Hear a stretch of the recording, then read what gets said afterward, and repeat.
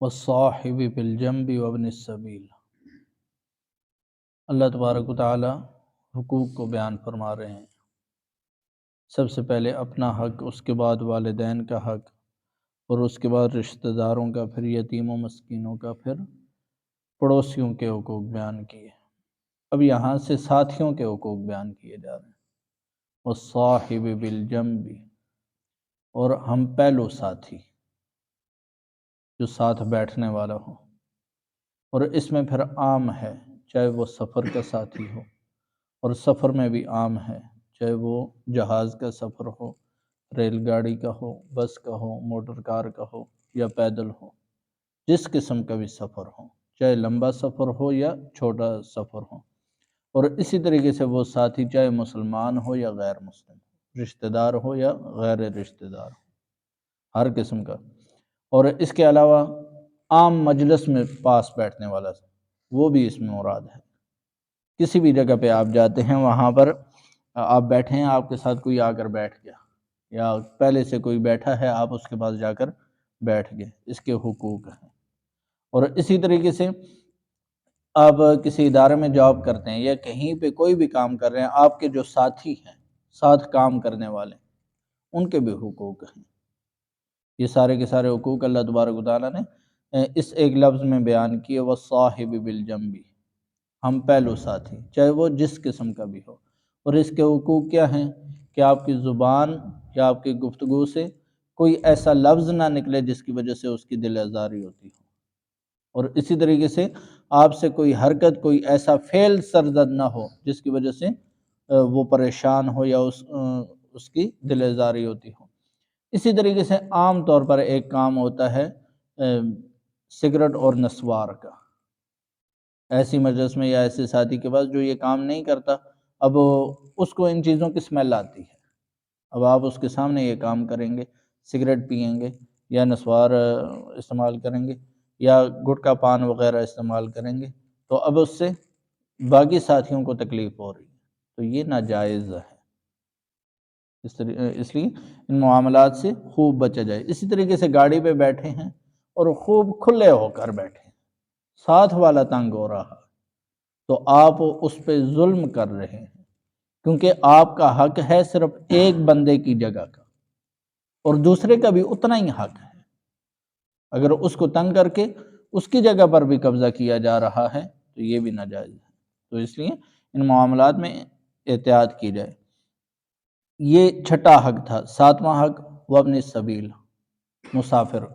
کہ اس کے ساتھ بھی حسن سلوک والا معاملہ کیا جائے، کیونکہ مسافر آپ کے پاس آ گیا یا آپ کے پاس قیام کیا، اس نے آپ کا مہمان بن گیا،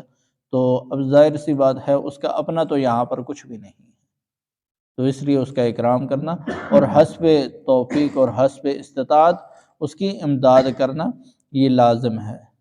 آٹھواں حق وما ملکت ایمانکم، اور جو تمہارے مملوک ہیں، غلام ہیں، بانیاں ہیں، کہ ان کے کھانے پینے کا اور اسی طریقے سے ان کے پہننے کا حسب استطاعت خیال رکھنا،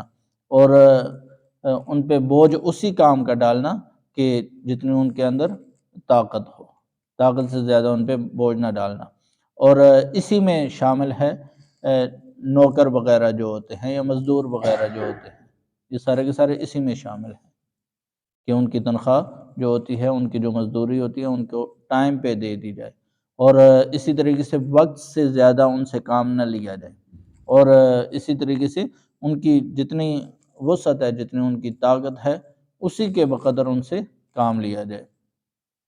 بہرحال یہ 8 قسم کے حقوق اللہ تبارک و تعالیٰ نے بیان کیے ہیں۔ اب اگر انسان ان حقوق کی رعایت رکھنا شروع کر دے، پھر معاشرے سے ہر قسم کا شر فساد خود ہی ختم ہو جائے گا۔ معاملہ یہ ہے کہ ان حقوق کی رعایت نہیں کی جاتی، اس لیے اللہ تبارک و تعالیٰ نے سب سے پہلے اپنا حق بیان کیا کہ جو اللہ تبارک و تعالیٰ کا حق ادا کرے گا، اس کے لیے آسان ہوگا کہ وہ مخلوق کے حقوق ادا کرے، اور جس کو اللہ ہی کے حق کی فکر نہیں تو اس کو مخلوق کے حق کی کیا فکر ہوگی۔ اور یہ حقوق جو ضائع کیے جاتے ہیں چند ایک وجوہات کی وجہ سے۔ ایک تو یہ کہ انسان اپنے آپ کو دوسروں سے بڑا سمجھتا ہے، کہ اس کے دل میں تکبر ہوتا ہے، تکبر کی وجہ سے وہ کسی کو کسی لائق سمجھتا ہی نہیں، اس لیے ان کے حقوق ضائع کرتا رہتا ہے۔ یا پھر بخل کی وجہ سے۔ اب بخل کی وجہ سے اسے پتہ ہے اگر حقوق ادا کیے تو اس میں جس طریقے سے جانی حقوق ہیں اسی طریقے سے مالی حقوق بھی ہیں، تو وہ ان سے بچنے کے لیے بس بخل کرتا ہے، اور بخل کی وجہ سے وہ خرچ نہیں کر سکتا اور حقوق ادا نہیں کر سکتا۔ اسی طریقے سے ریا وغیرہ، ریاکاری، اب اس میں ہوتا یہ ہے کہ جہاں پر دکھلاوا مقصود ہو، جہاں پر کچھ دیکھنے والے ہوں وہاں پر تو خرچ کرے گا، اور جہاں پر اللہ کی رضا کا معاملہ آ جائے دیکھنے والا کوئی نہ ہو تو وہاں پر بخل کرنے شروع کر دے گا، وہاں پر کچھ بھی خرچ نہیں کرے گا۔ اور اسی طریقے سے اس کے علاوہ اللہ تبارک و تعالیٰ اور اس کے رسول پر ایمان کا نہ ہونا، یہ چیز بھی ان تمام حقوق سے مانے ہے، کیونکہ جب اللہ تبارک و تعالیٰ کو خوف ہی نہیں، اسے حضور علیہ الصلوۃ والسلام کی رسالت کا وہ اقرار ہی نہیں کر رہا، اسے خوف آخرت ہی نہیں ہے، تو وہ کسی کے حقوق کیا ادا کرے؟ حقوق تو وہی ادا کرتا ہے جسے اس حوالے سے پتہ ہوتا ہے کہ مجھ سے باز پرس ہوگی، تو اس لیے ان حقوق کا خیال رکھنا چاہیے۔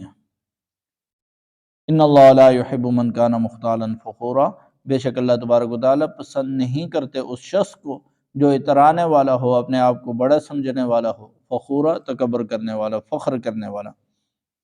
اور یہ تکبر انتہائی بری چیز ہے، اللہ تبارک و تعالیٰ کی چادر ہے، جو اس چادر میں گھسنے کی کوشش کرتا ہے اللہ تبارک و تعالیٰ اسے پھاڑ کے رکھ دیتے ہیں۔ اور اس کے علاوہ اور کثرت سے حضور علیہ الصلوۃ والسلام نے اس حوالے سے وعیدیں ارشاد فرمائی ہیں اس شخص کے لیے جس کے دل میں تکبر ہوتا ہے۔ ایک روایت میں حضور علیہ الصلوۃ والسلام نے فرمایا کہ جس کے دل میں ذرا برابر بھی، رائی کے دانے کے برابر بھی ایمان ہوگا وہ ہمیشہ کے لیے جہنم میں نہ جائے گا، اور وہ شخص جنت میں نہ جائے گا جس کے دل میں رائی کے دانے کے برابر بھی تکبر ہو۔ اور ایک روایت میں حضور علیہ الصلوۃ والسلام نے فرمایا کہ جس کے دل میں ذرا برابر بھی تکبر ہے وہ جنت میں نہ جائے گا۔ تو حاضرین میں سے کسی شخص نے کہا کہ اے اللہ کے رسول، بندہ پسند کرتا ہے کہ وہ اچھے کپڑے پہنے، اچھے جوتے پہنے،